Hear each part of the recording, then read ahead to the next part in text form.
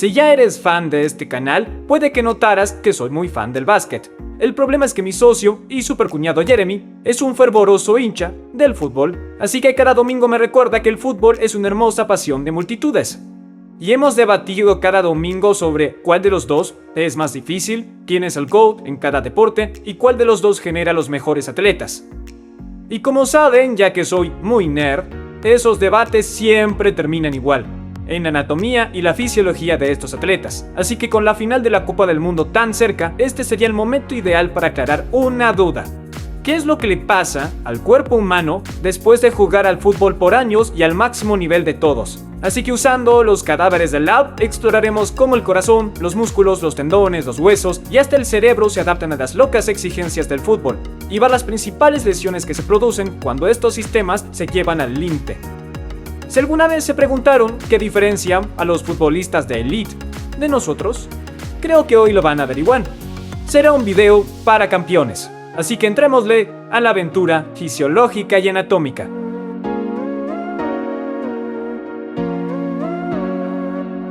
Voy a iniciar con el corazón, porque cada sprint que hay ocurrido al máximo, cada pase, cada cambio de dirección y cada kilómetro que estos atletas corren comienza con una tarea clave: llevar sangre rica en oxígeno a los músculos. Un futbolista masculino de élite recorre un promedio de 10 y 13 kilómetros o entre 6 y 8 millas en un solo partido, alternando todo el tiempo entre trotar, correr y acelerar a máxima velocidad.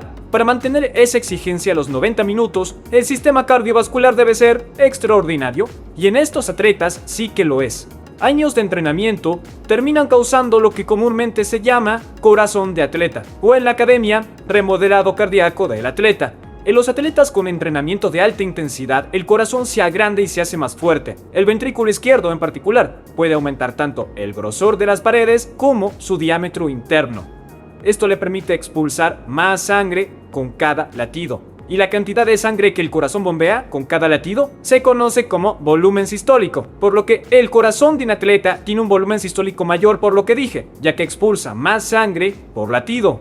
Y si multiplican el volumen sistólico por la frecuencia cardíaca, o sea, la cantidad de latidos por minuto, eso nos dará el gasto cardíaco, que es la cantidad total de sangre que el corazón bombea cada minuto. Y para darles una comparación, una persona promedio que no entrena podría llegar a bombear cerca de 15 litros de sangre por minuto en un ejercicio al máximo, mientras que un futbolista de élite tranquilamente bombea más de 30 litros por minuto, una adaptación increíble por los años que invirtió en entrenar. Y como cada latido bombea más sangre, el corazón no está obligado a latir tanto para cumplir con el cuerpo. Por eso la frecuencia cardíaca en reposo de los deportistas de élite cae mucho, a 40 latidos por minuto quizá.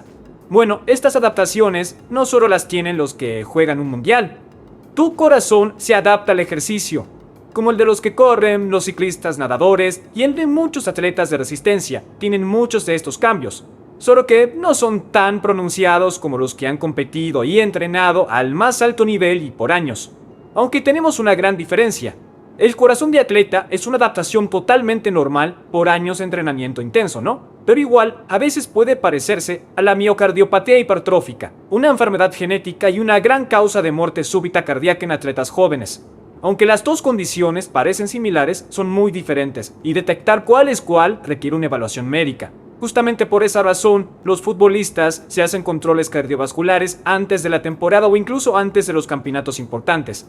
Pero bombear más sangre oxigenada es solo una parte de la historia. Ese oxígeno debe llegar a los tejidos que generan el movimiento. También aquí el entrenamiento profesional nos da varias adaptaciones increíbles que ocurren dentro de estas lindas estructuras llamadas músculos esqueléticos. El corazón quizá entregue todo el oxígeno del mundo, pero si el músculo no lo puede usar de forma eficiente, el rendimiento será muy limitado. Es la mayor diferencia si comparas a un futbolista de élite con alguien promedio. Una adaptación muy relevante pasa dentro de las células musculares o fibras musculares. Hay unas mini estructuras, las mitocondrias, a las que seguro sabes les dicen las centrales energéticas de la célula, que pueden aumentar muchísimo su cantidad y su funcionamiento con años de entrenamiento de resistencia. Estas mitocondrias usan oxígeno para producir ATP, la energía que impulsa las contracciones musculares. Cuanto más ATP produzca la mitocondria, más tiempo el atleta podrá mantener un alto nivel de rendimiento. Hay investigaciones que dicen que las mitocondrias en futbolistas de alto nivel no solo abundan más, también están más desarrolladas. En sencillo, no es que solo hay más centrales energéticas, las propias centrales están mejor preparadas para producir energía. Entrenar por años también sube la densidad de unos pequeños vasos sanguíneos, los capilares, que penetran en las fibras musculares. Si hay más capilares, el oxígeno llegará a los músculos de manera más eficiente, y el dióxido de carbono y otros desechos metabólicos podrían eliminarse con más eficiencia. Esto incluso reduce la distancia que el oxígeno tiene que recorrer del flujo sanguíneo a las fibras musculares activas, haciendo que la producción aeróbica de ATP siga a un ritmo increíblemente alto. Pero el fútbol impone una exigencia más al músculo esquelético. A diferencia de un maratonista que depende sobre todo de la resistencia o de un velocista olímpico que depende casi totalmente de la potencia explosiva, un futbolista necesita ambas. Pueden trotar por muchos minutos y de repente tener que acelerar a máxima velocidad, saltar para cabecear, cambiar de dirección en medio segundo y darle a la pelota con muchísima fuerza, para luego, unos segundos después, recuperarse y volver a hacerlo todo otra vez. Los futbolistas son mucho más que atletas de resistencia o potencia. Ellos tienen que ir cambiando entre el metabolismo aeróbico y el anaeróbico durante todo el partido. Para hacerlo, reclutan constantemente fibras musculares de contracción lenta o de tipo 1, como fibras musculares de contracción rápida o de tipo 2. Las fibras de tipo 1 resisten más la fatiga y ayudan a sostener el trote continuo que se da durante todo el partido, mientras que las fibras de tipo 2 generan las contracciones potentes necesarias para correr al máximo, saltar y patear. Por eso los futbolistas dependen de ambos tipos de fibras. Aunque hay cierto grado de conversión entre tipos de fibras por entrenar con constancia un deporte, lo que para mí es increíble es cómo cada tipo de fibra que él o la atleta ya tiene mejoran su funcionamiento. Los de contracción lenta en particular desarrollan mayor densidad mitocondrial y capilar para sostener mejor la producción aeróbica de energía, mientras que entrenar sprints, correr a máxima velocidad, sube la actividad de las enzimas que producen energía anaeróbicamente dentro de las fibras rápidas. Los futbolistas son tremendamente eficientes al reclutar las fibras correctas en el tiempo correcto, y esta maravillosa combinación de resistencia y de potencia vuelve a los músculos de un futbolista de élite algo único. Ya hablé sobre las increíbles adaptaciones musculares que se encuentran en los futbolistas de élite, pero ahora hablaré sobre las estructuras que ayudan al músculo a unirse y a mover el esqueleto, y estas son los tendones. El fútbol es un deporte asimétrico. La mayoría de los jugadores tiene una pierna dominante para patear y otra de estabilización, y luego de cientos y cientos de repeticiones, los tejidos de estos miembros se adaptan maravillosamente. Si ven este tendón, el tendón rotuliano que conecta el cuádriceps con la tuberosidad tibial, y este tendón, el tendón de Aquiles o tendón calcáneo que une el gastrocnemio y el sóleo con el calcáneo o hueso talón, ven a los elementos que más carga mecánica aguantan en la pierna de un jugador. Si corres a máxima velocidad, el Aquiles soportará el equivalente de 6 a 12 veces tu peso. En un atleta de 75 kilos, eso da un rango de 450 y 900 kilos de fuerza de tracción en cada pisada que da. Los tendones soportan este nivel de carga por su extraordinaria arquitectura hecha de colágeno, y los paralelos de fibras de colágeno tipo 1 que almacenan y liberan energía elástica como si fueran resortes. Es más, cuando corren con todo, el Aquiles se estira a medida que el pie soporta la carga y se contrae para impulsar el siguiente paso. Los tendones no son cables pasivos, son contenedores de energía, y esa contracción explica cómo corren tanto, ya que suma potencia al músculo. Y como ellos, los tendones son tejidos vivos que se adaptan al entrenamiento. Años de carga progresiva estimulan la síntesis de colágeno y la remodelación del tendón, aumenta su área de sección transversal y mejora la tensión mecánica. Lo vuelve más fuerte y más capaz de tolerar las tremendas cargas que se dan en los sprints, los saltos y los cambios de dirección. El problema de tanta carga, un problema común en el fútbol profesional, es la tendinopatía.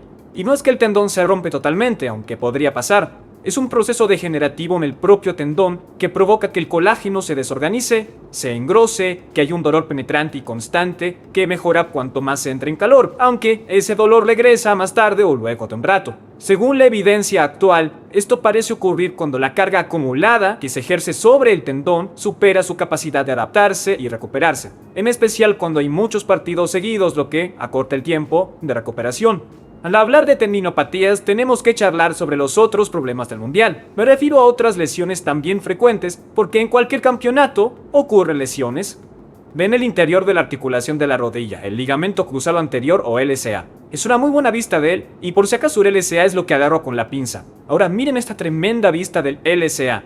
Con la pinza estoy señalando cómo cruza y se inserta en la parte de atrás de la rodilla. Ahora, las funciones del LCA son impedir que la tibia se deslice hacia adelante y dar estabilidad para la rotación. Pero algo interesante es que la mayoría de las roturas del LCA en el fútbol no se dan por contacto directo, sino con un mal apoyo más un cambio de dirección o con un aterrizaje con fatiga que llevan a que se rompa. Y pasa más hacia el final del torneo porque un músculo cansado tarda más en estabilizar la rodilla, haciendo que el LCA se encargue él solo de un peso extra que lo excede. En el canal hay todo un video sobre el LCA y cómo se desgarra, por eso les daré el link al video al final para que lo entiendan a fondo.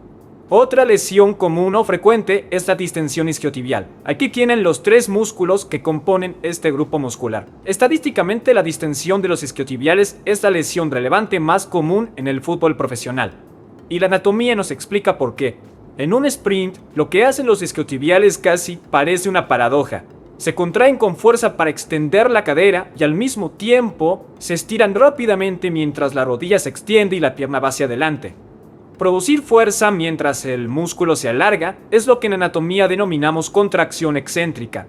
Y repetir ese movimiento a gran velocidad crea el ambiente ideal para que aparezca una distensión cerca de la unión músculo-tendinosa proximal y de la tuberosidad isquiática. En las eliminatorias del mundial, los atletas que siguen a pesar de los signos que significan que hay que parar son la tormenta perfecta para esta lesión. Por el momento, vimos que el corazón, los músculos y los tendones cambian con entrenamiento de elite. Pero no son los únicos tejidos que cambian, los huesos también se adaptan. Miren esta hermosa disección. Corté esta pierna a través de la parte superior del muslo para tener esta increíble vista transversal del hueso junto con los músculos que lo rodean. Por ejemplo, aquí está el cuádriceps, aquí atrás los isquiotibiales y esta masa muscular hasta el centro son los aductores. Lo que ven, que señalo, es el fémur. Esta región externa y densa del fémur se conoce como hueso cortical o hueso compacto. Y se llama así porque se trata de una cubierta ósea gruesa y compacta que le da al fémur mucha resistencia. Ahora, uno de los mitos más comunes sobre el hueso es que es un tejido estático, pero el hueso es todo menos un tejido estático. El hueso tiene vida y es degradado constantemente por las células osteoclastos para luego ser reconstruido por otras, los osteoblastos. Esta remodelación constante hace que el esqueleto se adapte a las exigencias que hay a lo largo de la vida. Y llegamos a la ley de Wolff, según la cual el hueso se remodela en respuesta a la carga mecánica. Una forma clara de entenderlo es pensar en un callo en la mano.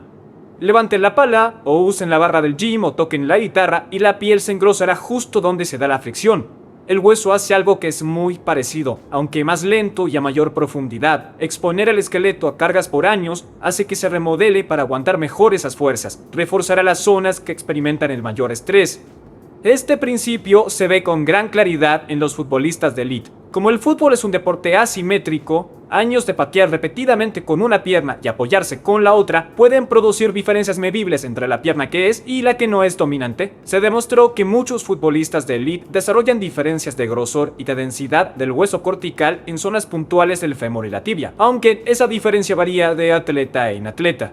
Y porfa, no olviden este concepto. Todos los tejidos en los que hablé hasta acá, corazón, músculos, tendones y hasta el esqueleto, nunca dejan de adaptarse a los estímulos del día a día. Y al fin, lo prometido, toca hablar sobre lo que pasa en el cerebro humano. Sí, el fútbol es claramente un deporte físico, pero lo que siempre separa a un futbolista de alguien como Messi no es solo sus piernas, es lo que pasa aquí dentro. Adelante y detrás de la frente tenemos la corteza prefrontal, el centro de planificación y toma de decisiones. En la parte posterior del lóbulo frontal está la corteza motora, que convierte esos planes en movimiento. Y más abajo y más atrás está el cerebelo, que afina la coordinación, el equilibrio y la sincronización. En un jugador de élite, todas estas regiones se comunican a una velocidad que nosotros ni llegamos a experimentar. Imagínense una jugada. Un mediocampista recibe un pase mientras corre con todo y vigila a 9 o 10 jugadores, mientras ve dónde estarán en 1.5 segundos y mientras calcula el ángulo y la fuerza óptimos del pase, todo en menos de medio segundo y sintiéndose muy cansado. Es una cantidad de procesamiento extrema. O piénsalo de esta manera. Es igual a un gran maestro de ajedrez jugando una partida mientras corre una maratón. La carga cognitiva no es un detalle en el deporte, es su núcleo. El cerebro se adapta y se vuelve más capaz cuanto más tiempo invierte en jugar. Hay unos estudios interesantes que dicen que entrenar fútbol por años pueden alterar la conectividad entre redes cerebrales, mejorar la comunicación entre las zonas responsables de la percepción, la predicción y la planificación motora. Un jugador de élite no solo reacciona más rápido, muchas veces parece que pueden adelantarse a la jugada, reconociendo patrones y anticipando jugadas antes de que pasen. A esto le decimos anticipación o visión. Pero más allá de estos nombres, hay una neurobiología que se entrenó. Y agrega la cuestión motora. Un tiro libre colocado a la perfección. Un pase que parece hecho sin esfuerzo. O un tiro que parece que tiene precisión mágica. Esos movimientos quizá parecen instintivos, pero son el resultado de que el cerebro haya practicado esos mismos patrones miles y miles de veces. El cerebelo ama la repetición y con estos movimientos repitiéndose miles de veces por la práctica, los futbolistas generan lo que los neurólogos llaman programas motores, movimientos que tuvieron tanta práctica que mucha de su ejecución ocurre casi automáticamente, permitiendo que el jugador haga menos foco en cómo moverse y más en cómo y dónde hacerlo. Cuando un jugador hace algo que parece imposible, no están viendo magia, ven años de constante práctica que moldearon a un sistema nervioso para que pueda producir movimientos con gran velocidad, precisión y consistencia. Así que cuando vean un partido del Mundial, no olvidan, no solo ven grandes atletas, están viendo cuerpos humanos que pasaron años adaptándose a todo lo que les pide el juego. Y eso es solo un detalle de la maravilla fisiológica y anatómica de la pasión de multitudes.